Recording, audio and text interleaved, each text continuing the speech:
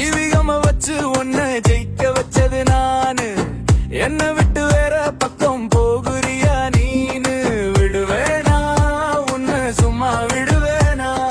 புடிவாதம் ரோசம் எல்லாம் இனிவேனா?